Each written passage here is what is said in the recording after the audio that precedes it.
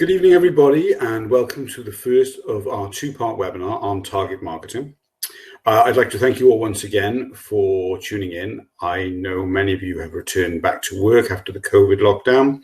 I hope that you're all keeping safe and well and adapting to the new normal, whatever that is. So, because you've all returned back to work, we've decided to shorten Tuesday night webinars to 30 to 40 minutes to free up some of your valuable time.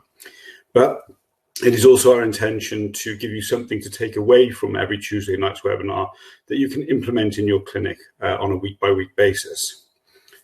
This week, we're going to talk about target marketing. Now, target marketing is a huge topic, so we've decided to split the webinar into two webinars. The reason for this is to break it down into two parts and to give you enough time to work on the first part before we start on the second. So, by the end of next Tuesday, we will hope that you have completed part one, which is to look at why traditional adverts don't convert, why you have to become your patient to market to your patient, and how to use avatars to identify your preferred patients. Part two, which will be next Tuesday, we're going to look to matching your patient avatars to the services that you provide, how to identify which marketing strategy works for each patient avatar, and how to build a month-by-month marketing strategy that will only target your preferred patients. So, to explain the importance of target marketing, we need to see why traditional adverts don't work. So here's a mock-up of an advert that many of you will have seen countless times on flyers and in local magazines, paper, print, social media, etc. And we are all guilty of producing these types of adverts. They are all variations on the same old style. Your name, your new foot logo, your strapline, telephone number, the menu of services, and some cheap offer attached to the flyer as well. This type of advert simply doesn't work. Why? Because you're trying to be all things to all people. And as we know, when you try to please everybody, you end up pleasing no one. To use an analogy, this advert is a bit like a pub food menu that just has too many dishes to choose from. You know the pub isn't going to be able to cook all these dishes, so you end up with the same old microwave crap on your plate when you choose to eat at this pub. What your patients are looking for, they're looking for the family bistro. They have a few homemade dishes with fresh ingredients in a familiar, comfortable surrounding. Think of it, if the pub is this advert of mass marketing, then the bistro is the target market, and people want to eat at the bistro. So let's have a little look at how to target market your patients. Right. A good way of looking to target market your patients is to use avatars. The avatars are a visual representation of your patient's characteristics. To do this, you have to get into the character of your patient type. A bit like an actor getting into character to play a role. You have to become your patient type, and only then can you understand what motivates them to use your services. To demonstrate this, Ciaran and I are going to play an adaptation of the game, Who Am I? Ciaran, where are you? You've been very quiet up until now. That's right, Damian. I've been listening with lots of interest. Hi, everybody. Thanks again. I'm glad you could all join us again. It's good to see so many of you here. Well, have you brought that envelope that I sent you? I have my envelope. Bear with me. Hold on. I'm just going to open the envelope. Right, don't look. Right, okay. So don't look at it. Well, you know we're going to play a game of Who Am I? So just don't look at it and stick it on your forehead. Right, okay. Okay, here it goes. Right, here comes the silliness. Can you see it? We can see it. You can't see it, I hope. No, I can't see it. Okay, so Look, I know many of you will be feeling familiar with this game, probably after a couple of drinks around Christmas time, a game of Who Am I? You've got to give us a bit of poetic license here. We're going to just do a variation on this, just to show how we can use this simple game to identify the characteristics of your ideal patient. So what I'm going to do, Ciaran, is you have got an ideal patient, somebody that you like to treat in your clinic, stuck on your forehead. I hope you can see, because it looks like it's covering your eyes. I can see. I can see. Yeah.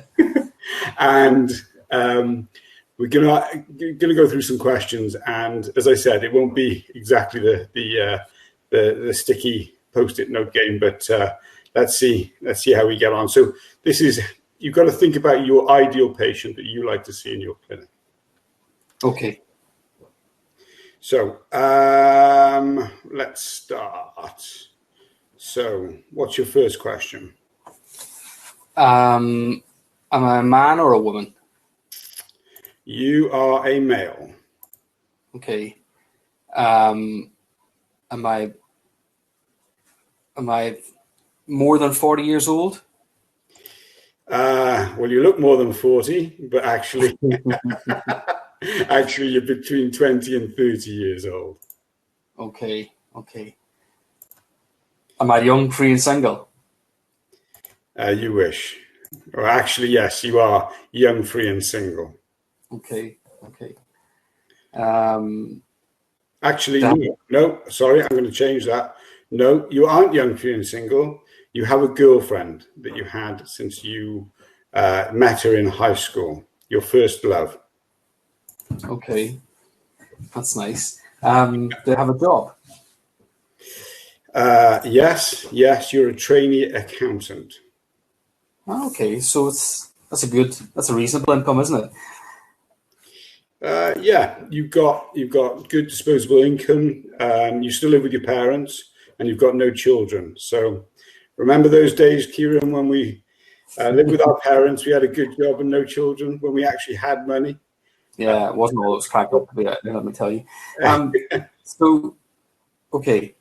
So in my 20s, I'm a trainee accountant. I've got a partner. I've got some money. Do I play sports? Yeah, you're a good footballer. In fact, that's what you spend most of your time doing: playing football, watching football, or working out at the gym. Okay. I've got a social life. Yeah, you're a very popular man, but you tend to like to spend. But you tend to spend your time dealing with young professionals like yourself. So you like the same type of people, young professionals who like to look after themselves. Okay. Oh, hang on. And your other passion is travel. You and your girlfriend love to jet off on those cheap weekend breaks. Okay, so I'm always on an EasyJet or a Ryanair flight, checking online for cheap flights. No, you're too lazy to do that. That's your girlfriend. She's your girlfriend's the one who books all the holidays. Okay. You spend most of your time checking in on your Twitter and Instagram accounts, catching up with the latest football feeds. I see. Right. Okay. So let me see. So all I talk about is football. Well, yeah, you do, but you also like a bit of current affairs. You're an educated man, so you keep up to date generally with what's going on in the world with your BBC News app. Okay. Oh, and you love music. We all see you walking around with your AirPods on, tuned in to what you've downloaded from Spotify. Okay. So, looking at all these things. So have you any idea what type of ideal patient you are, the type of patient that you like to see in your clinic, Ciaran? Yeah, so let's see. So there's quite a lot to go on. So I'm a young professional male who's into sport, particularly football, who travels, is good looking, great sense of humor. I didn't say he was good looking. Oh yeah. Social media. Let me see. Always on holiday. Train a lot at the weekends and after work. Yeah, I would say I know what kind of patient type I am. Of course, it's I'm going to be an MSK patient, probably picking up sports injuries. Uh-huh. Um, Yeah. So you're this is the yeah, type so that you like I'm to. I'm the lateral ankle sprain. Shin splint pain, maybe even some forefoot problems wearing football boots or knee problems. So they can come in maybe with old injuries. They're not sort of healing. Just shockwave patient, I would say, probably a biomechanic or a gait analysis patient. Yeah. Orthotics rehab. All of these kind of things. This is what I would sort of be looking for at this patient. And if he has disposable income and he's on board and he's modern with his mindset and the advice that I give him, then he seems to be able to afford, if I've got a good job. And then there's a great sort of ripple effect with that circle of friends as well. Absolutely. Am I on the right track? Yeah, you're spot on. This patient is what we would call an MSK man. As you said, young, handsome, sporty, educated, disposable income. The type of person that's coming into your clinic because they have you got it. They have a recurring Superman. A recurring issue that they're looking for the solution, and it's the solution that they're coming to you for. So this is the type of patient that you would essentially sell a solution to, a treatment package where the outcome is what that young man is looking for. He's not looking to spend all of his time in the podiatry clinic if he doesn't have to, but you are going to make a huge difference to his life if you can keep him playing for longer and keep him playing pain free. So I know this is the type of patient that you like to see in your clinic, a complex MSK patient. Mm-hmm. So, and if he's got plenty of MSK patient friends as well, then there's a good ripple effect, I suppose, for broadcasting that afterwards as well. Well, certainly there's an A and a B team, and he's also got a great network of people that he sees at the gym. If they're asking who got him out of pain, and you're that podiatrist, then your name is going to be on the tip of his tongue. So this is a good type of patient for you to target market to. Awesome. Yeah. Okay, well, Damian, it's your turn. I think you have an envelope. Okay, I do have an envelope. So without looking, right. Okay. I've certainly got the forehead for it. So I won't. I know. I should have done it in extra bold writing. Thank you very much. Right, I can't see that, so I'm going to just put this there. Bear with me a second. Put this. Yes, this is too big. This is too small for my forehead, Ciaran. Forehead looks a bit shiny, a bit greasy for that sellotape. But thank you very much. We'll just work with it. Okay. So.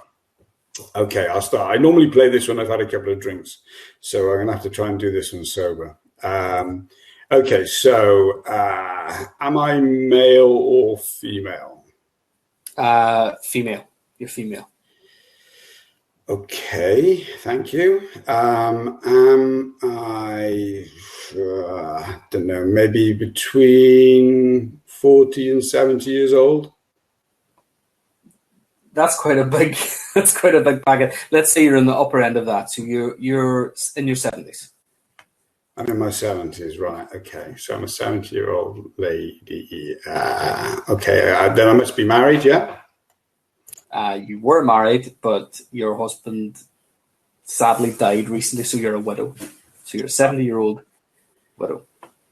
Thanks. So you're this young, sporty, good-looking guy, and I'm somebody that's just lost my husband. Thanks, pal. That's very kind. Okay, so right, 70 years of age. So then, I must be retired, yeah? You're retired. You used to work as a school teacher. Ah, right. Okay. So good job. So, intelligent. That's something. Thank you. Starting to make me feel a little bit better about myself. Although saying that, I've got no income then, if that's the case. No, you've got a modest pension. So you've got an income from your pension, but you've got no mortgage. Your mortgage is paid off, so you don't worry about things like that. Yeah. Okay. That's better than most of us, isn't it? Okay. So, lady was 70. So, do you have children? You have 2 kids and 3 grandchildren. Right. Okay. Right. So, that's. I can start to visualize this type of patient already. So, okay. So, we have a little think now. Okay, so you're gonna have to help me out here a little bit. So I can't really get my head around this at the moment. So what type of things do I like doing? Let's have a think. So your favorite pastime is looking after your grandchildren, but you only see them on weekends or on bank holidays or summertime. Okay, so how do I spend my weekdays? You still keep fit though. You enjoy your gardening. You're in your WI group or your guild group, and you love shopping for clothes. You were always a fashion victim, and that never left you. So even in your 70s, you're still interested in buying smart clothes. I always like my smart clothes. I've already got my smart clothes on. So that's one thing that I can. It's a nice blouse. That's a nice blouse. Thank you very much. Right. Okay. So let me recap. So my first love is grandchildren, but I can only see them on the weekends. I keep fit, which is good, and I like gardening, things like Women's Institute and clothes shopping. So there's got to be more. Right. Okay. So obviously looking good and feeling good is pretty important to me. Yeah. So yeah. Yeah. It's a pet hate. If people let themselves go, that's one of your pet hates. So you can't understand people who don't take care of themselves. Yeah. Okay. And don't forget, you're an avid reader. So you're always attending the library and taking out books and reading your daily newspaper and stuff like that. Okay. Yeah. What about television? I must like the soaps, right? So all 70-year-old ladies like the soaps.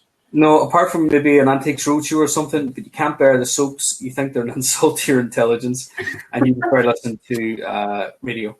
Classic FM, local news, events, things like this are more important to you than TV. Right. Okay. You go to the WI meetings every week, and you'll listen to those speakers, and then you'll catch up with at the weekend with the Mail on Sunday, let's say. Oh my God! Really? Oh, thank you. Right. Okay. So, well. Okay. It's a very mixed picture. Next time I put something on your head, I'm going to change the avatar completely. Right. Okay. Oh, let's try and get into my world. What about social media? Does she like social media? A little bit. It's your kids have got you on Facebook to try and keep you in touch with them, and you do enjoy it. It's been a bit of a lifeline, especially since your husband passed away. But you do enjoy staying in touch. It's very important. You don't know why you didn't do it before. I think you were a bit afraid of technology. Right. Okay. All right. I get that. Yeah. Okay. So there's some social media, a bit of a lifeline there for me. Yeah. So, knowing what we know, what can you sort of derive from that information? Who do you think you are? So let's go through. I'm smart. I like to dress nice. Intelligent 70-year-old lady. Recently widowed, sadly, but love nothing more than spending time with my grandchildren. when they're in school, I like to keep fit and busy, often attend events that have been broadcast on local radio, maybe. At nights, I don't like television, so I must read. And my latest thing is to catch up with friends and family on Facebook. Yeah, I can identify with this patient. I know who this patient is. I see this patient regularly. This is my routine lady. This is the patient that comes in weekdays between the hours of 10 and 3. These are my routine ladies. These are the people that I like to see. I generally see them every 6 to 8 weeks. I've been seeing them for years, so much so that this type of patient, they become more of a friend than a patient. In fact, this particular type of lady is the one that